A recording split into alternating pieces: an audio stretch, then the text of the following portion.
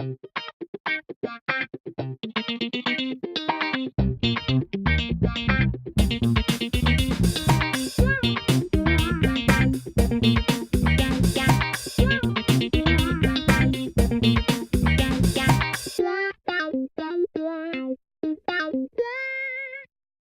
everyone, welcome to the 6th episode of the Tom Talks podcast with myself, Tom Randall. In this episode, I talk with Jessica Correa about Random Acts of Green. Random Acts of Green is a social enterprise founded by Jess that aims to educate, entertain, engage and empower the public to participate in sustainable behaviour, reduce greenhouse gas emissions and combat climate change. The enterprise has been extremely successful. It has received national media coverage on CBC and CTV News and designated an Agent of Change status by the Ontario Ministry of the Environment and Climate Change and the Centre for Social Innovation. Random Acts of Green is profoundly social in its outreach. If you've committed to begin living more sustainably, no matter how basic, Random Acts of Green wants to know about it. Participate in and share your green behaviour by visiting their website raog.ca. and follow Random Acts of Green on Facebook, Instagram at Random Acts of Green, and Twitter at Random Acts Green. You can also now get the brilliant Random Acts of Green t-shirts made from recycled bottles and organic cotton. Jessica Correa holds a master's degree in sustainability studies from Trent University and has worked for Algonquin Provincial Park, the Ministry of Natural Resources and Forestry, and the County of Peterborough Waste Management Department. Jess is a dynamic and inspiring public speaker on promoting individuals' behaviour to be a little bit greener, and I urge you to listen to her talks if you get the opportunity. And so, without further ado, I give you Jess. So with me is Jessica Correa. Jess, welcome to the podcast. Hi Tom, thanks for having me. So Jess, for those who don't know, you are the founder of Random Acts of Green, so it's a very, if you don't mind me saying, really successful social enterprise you've got going on here. I mean, looking at some highlights that I've found, so you've appeared on Czech's television and invited for numerous public talks as well. You're selected by the Centre for Social Innovation in Toronto, and also Ontario's Ministry of the Environment and Climate Change is one of 20 agents of change in Ontario.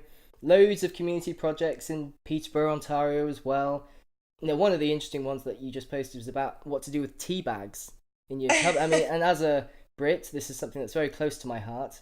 I had no idea you could use wet tea bags for sunburn. Yep. I mean, that just changed my world right there.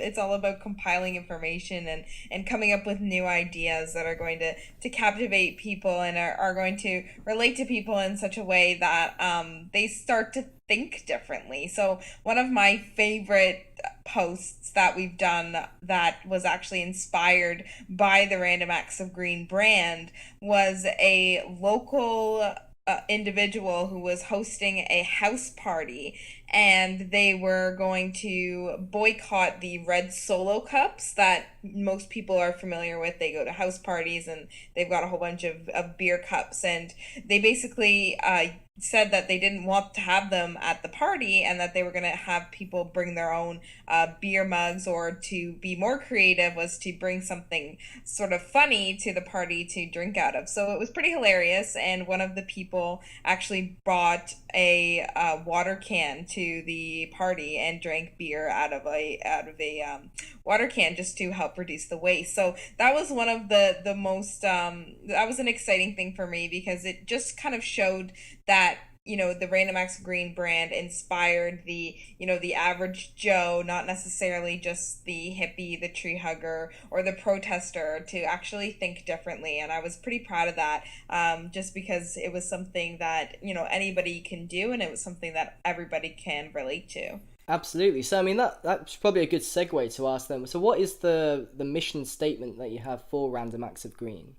So Random Acts of Green, it's a social enterprise that is designed to educate, entertain, engage, and empower both individuals and organizations to make small lifestyle choices that add up to real big global impact changes. So what we're trying to do is to show the average person that they can actually make a difference. A lot of the times people aren't actually sure what they can do to combat climate change. Most people are worried, most people are aware, but most don't actually know what they can actually do, and they feel confused and not really sure how they can actually make an impact, or how composting or recycling is actually going to add up to reduce greenhouse gas emissions. So what we're trying to do is create a brand community that helps build loyalty and recognition, and this sort of trust symbol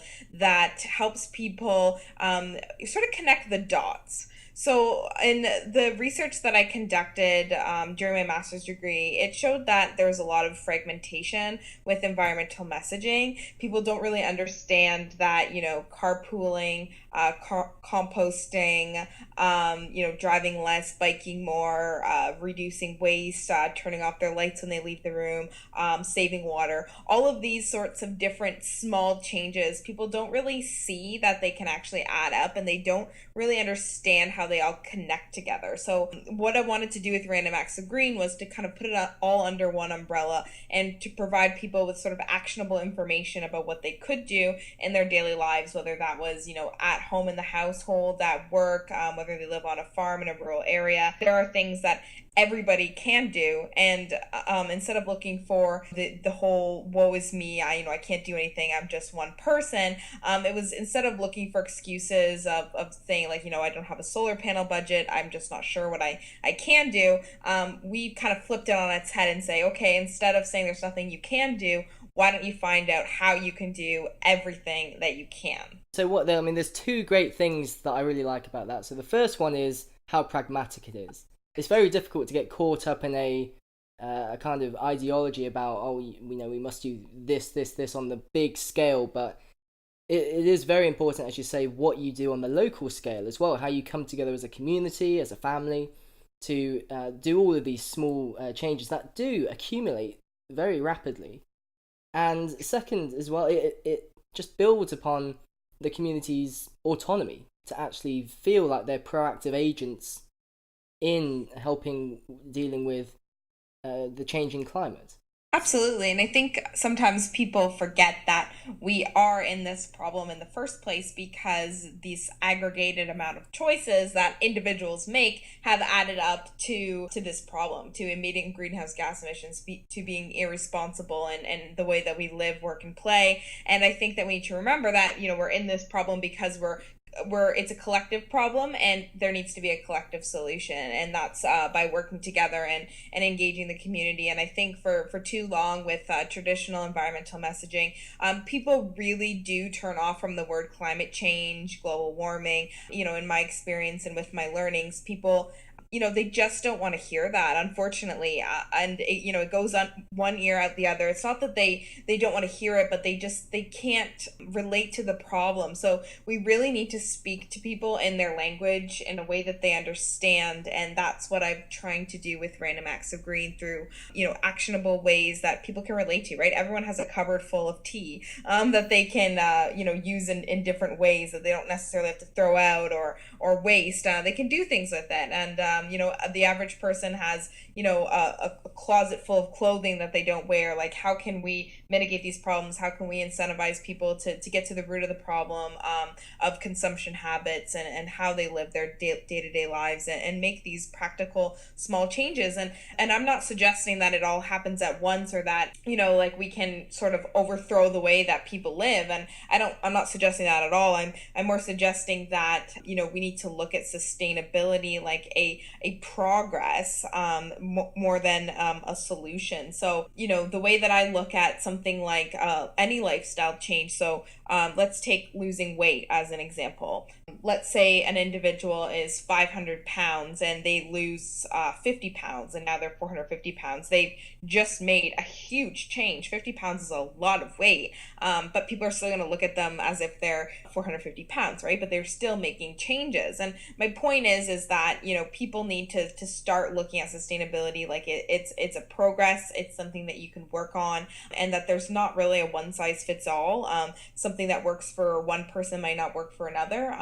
Boycotting cars might not be something that's feasible for someone who lives in the country. All these different sorts of things, we need to look at it on a case by case basis, but be willing to make changes that are going to work for you and your lifestyle. Part of it as well is raising awareness of just how these small changes can make an impact. So I did one of those how many Earths quiz. Those quizzes that say how many planet Earths must there be for your lifestyle to be maintained. Right. So what's your ecological footprint?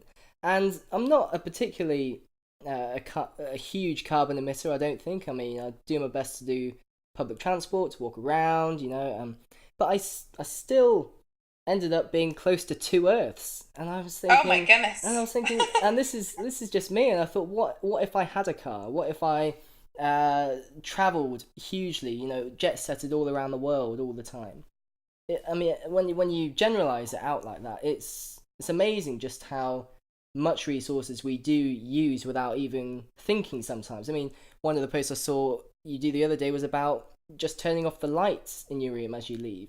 Right, absolutely. I think that, and I think you're right, and I think it does come into it's looking at all these different facets of sustainability, right? So there's food, there's water, there's energy, there's transportation, there's waste, there's community, there's awareness, there's all these different sorts of things that we can make these small changes, right? And we're always looking to make the biggest bang for the carbon buck, right? So, stop eating meat is a great one because it reduces a lot of greenhouse gas emissions. But, for it really depends on people's lifestyle, right? Like some people are just not willing to give up meat, and others are willing to make this switch to more sustainable meat that's farmed, grass fed, but some people aren't willing to boycott it, right? So we can't really tell people what to do, but we can just provide them with a menu of choices, right? So if they're able to, let's say, challenge their family to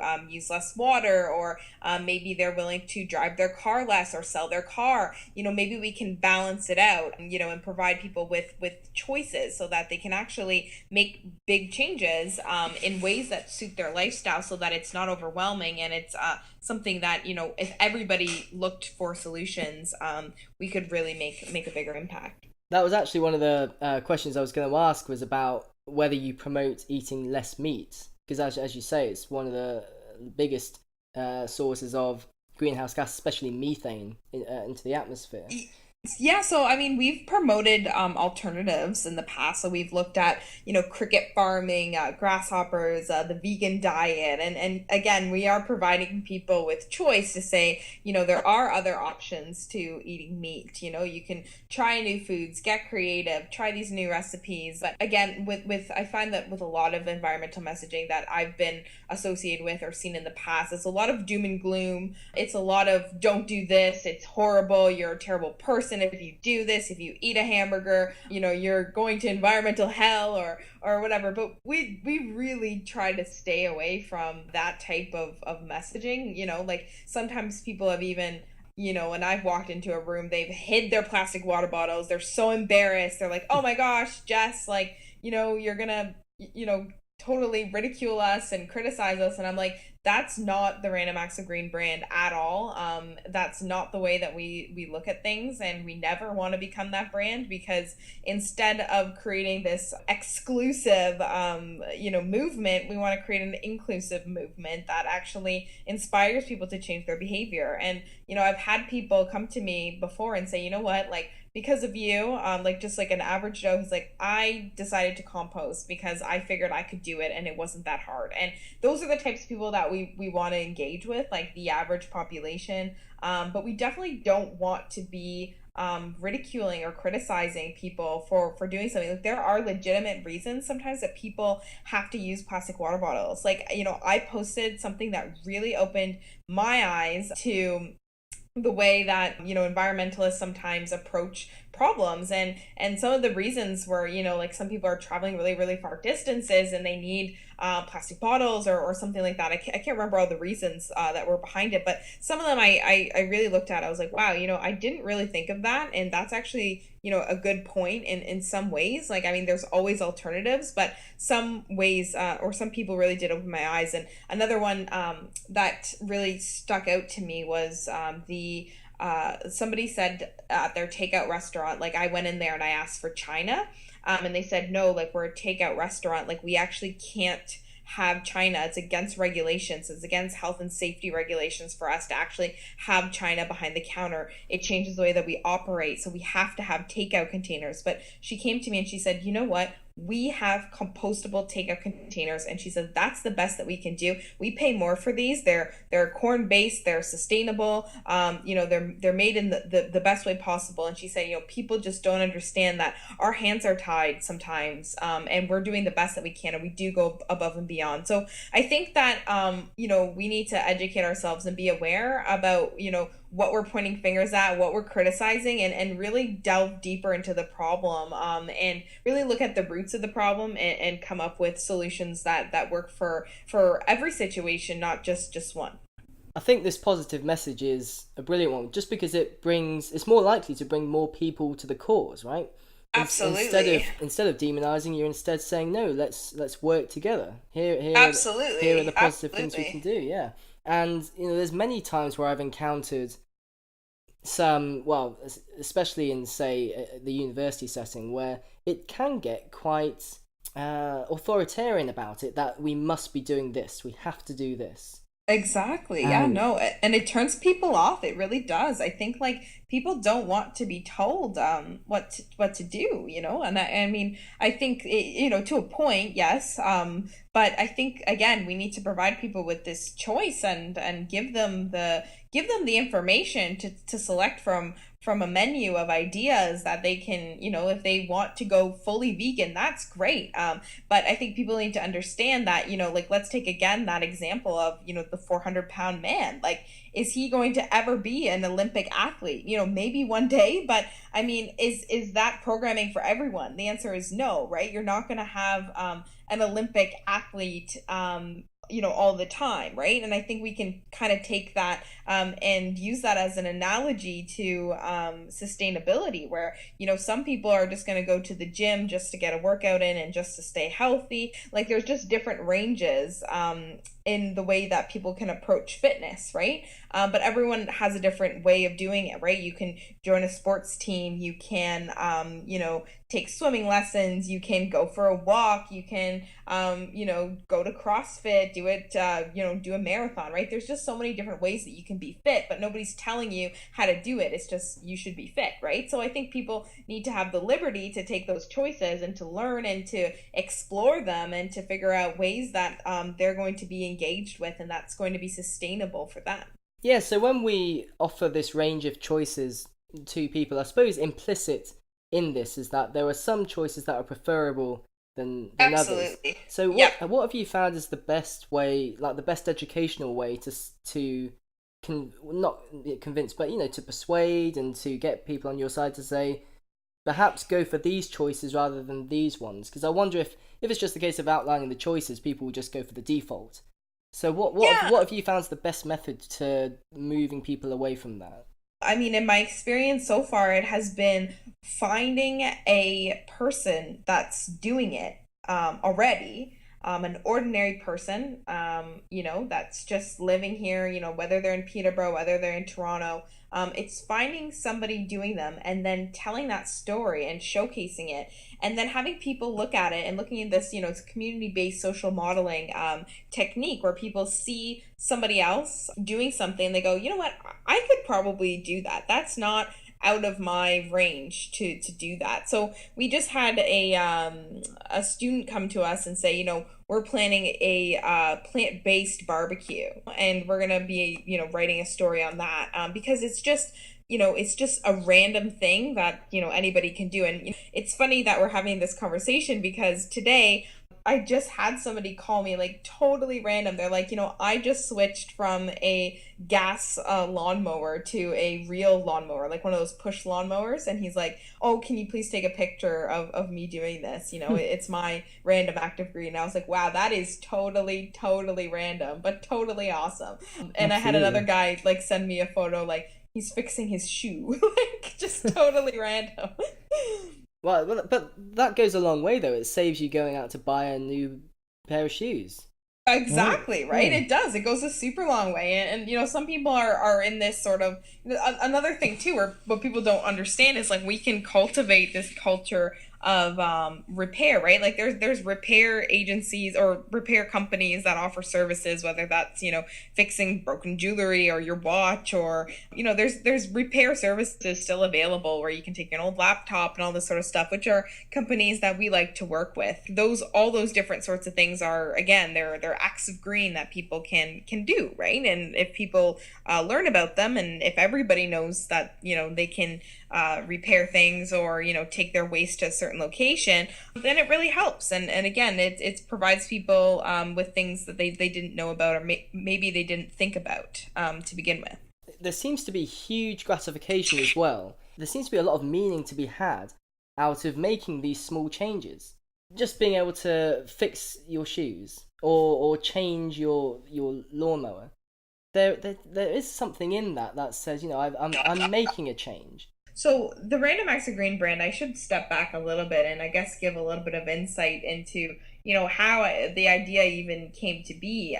Sure. The parts that I did my master's at Trent, and I did it in behavior change and sustainability, and I did it in marketing and how to get people to think differently. And one of the big things was, people actually, like, nowadays with social media, people actually, it's like a show, right? Like, it's like standing on a table and being at a party and going, everybody look at me, right? Like me, share me, comment on what I'm doing. But the problem is people don't want to actually be told to get on the table, right? They want someone else to go, hey, get on the table for doing this. So what Random Acts of Green is doing, we're actually providing this recognition. So instead of you being kind of modest, saying, oh, look at me and all how green I'm being, it's Random Acts of Green saying, how green you are. So when we tag people, it's like a recognition system that you're not recognizing yourself and sort of boosting your own or tuning your own horn.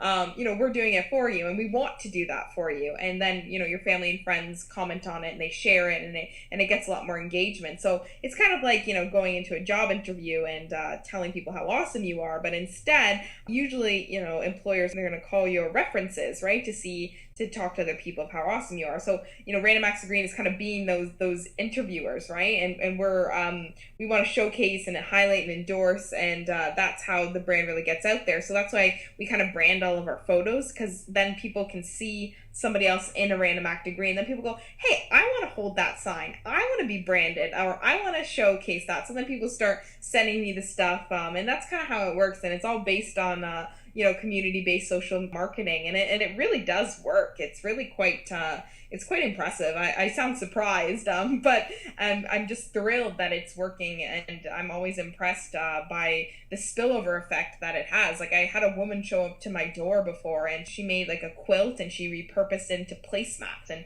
she brought it to my front door and was like, oh my gosh, like I completely took your challenge, Jess. Like, I want you to have these as a gift. She's like, I had an old quilt and old material, and then I made these for you. And it was incredible. I was like, wow. Like, I mean, it just shows like social impact in such it's such an impressive level. And some days I'm overwhelmed by it because it's pretty cool. Yeah, it's really amazing. And one of the surprising things about it, I suppose, is just how well you've been able to get the tone right for it.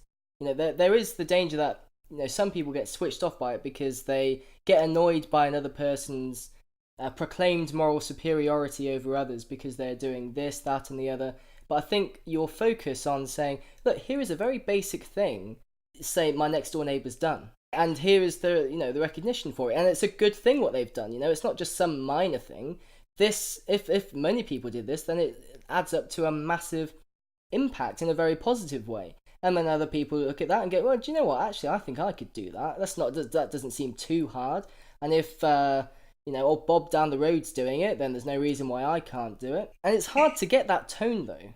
It is. And sometimes it is a bit of a challenge because for me, I mean, I am, I'm educated about, climate change, the big picture, but it is really hard to get people engaged about climate change to that extent. I think I need to remember who my audience is, and I don't want to be preaching to the choir, like, and I'm afraid sometimes that Random Acts of Green is only going to attract, the people who already care about environmental and sustainability and environmental knowledge and all this stuff. But I don't think so, because it's becoming this way to normalize it. So for example, like, we had a very strategic approach, and we approached the local hockey team, the Peterborough Petes, and we really wanted to showcase like well-known individuals, like influencers in the community, whether that's Miriam Monsef, whether that's the mayor, whether that's whoever else in the community that really has leverage, and they have a reputation, and they have some sort of, they have people that listen to them. And we want those people in a Random Act of Green, right? Because then it also shows leadership. It shows just the way that, if we can get more people and show them doing it, then more people will probably become more engaged with it. So our approach with the Pete's was like, okay, if we can get like the local hockey team, the coaches, the players, the staff, to sort of take on some sort of green initiative, whether that's having the Pete's, plant trees or whatever, maybe we can get more people to think like, what, I could do that. So that's kind of the approach that we took with it, and it was very successful. A lot of people were like, how does hockey and green really go together? And we're like, these are regular people just like me and you, right? And if they can make changes, so can you. So yeah, and I think we need to, the tone has to be, again, it has to be this sort of getting ordinary people in it. But something that I've struggled with is, I need to remember as well, like when I'm dealing with other groups that are they're activist groups, and they're very, very passionate. They're going out there, they're standing in front of pipelines, and they're really big activists. I have to remember like who I'm talking to sometimes, and as much as I'm still engaged with that with those movements, personally, I need to remember that my audience with Random Acts of Green, they might not be as engaged with that type of messaging. So I just have to sort of filter it sometimes. And it's not that it's not important. Of course, it's all important, but it's we need to build the brand that's going to get the most amount of people engaged with. And that's why I've kind of stuck with the formula of, getting an ordinary person in a Random Act of Green and sharing that on social media, and sort of building that positive brand that way. But it does take time, and it is a challenge sometimes. I was going to say, one of the big struggles might be is to keep your eye on who it is that you're actually aiming for as well. It's very easy to get distracted and aim for like the big names to get involved in how to do various things. So I mean it's worth saying that you've got some pretty worthwhile followers on the Twitter page. So what was it, at Random Acts Green? Yes, that's the one. Yeah, that's the one. So I know that you've got at least Trent University following you. You've got the Ontario Ministry of Environment and Climate Change following you, so that's very important. I also noticed you had Natalie Bennett follow you as well. And so for those that don't know, she used to be the leader of the Green Party in the United Kingdom.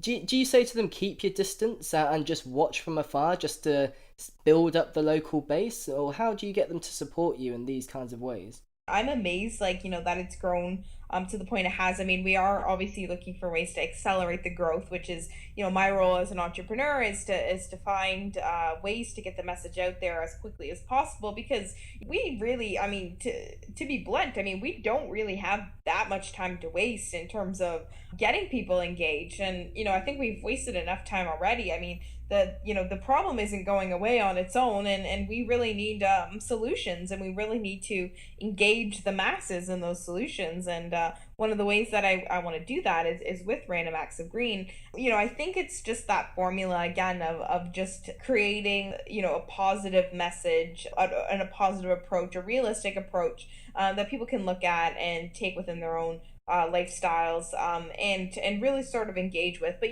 like any behavior change initiative, it's not easy. It's like any lifestyle change. Again, for losing weight, you have the direct benefit of, looking good, feeling good. But for, environmental behavior, sometimes it's hard to see your impact, right? It's hard to see your progress.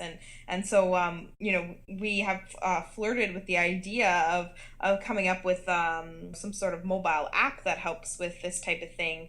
And we're kind of thinking that maybe that's a direction to go to help people out. And we, with the whole behavior change idea, is that, if you were to boycott all the junk food in your house, or if you were to slowly go for a 5-minute run one day and then a 10-minute run, and then you slowly incorporate these healthy lifestyle changes, all those things take time, and they don't happen overnight. It's kind of a long-term process too, as well. So with sustainability, it's the same thing, right? Maybe one year you decide to grow your own garden, and that's a big step, right? That takes a lot of work. So maybe the year after that you decide to put a rain barrel or install solar panels the year after that, right? Like, there's just so much that people can do. It's just about creating that awareness, and then creating the action, and being able to afford it too is another barrier as well. So there's all these barriers that people need to be aware of and deal with.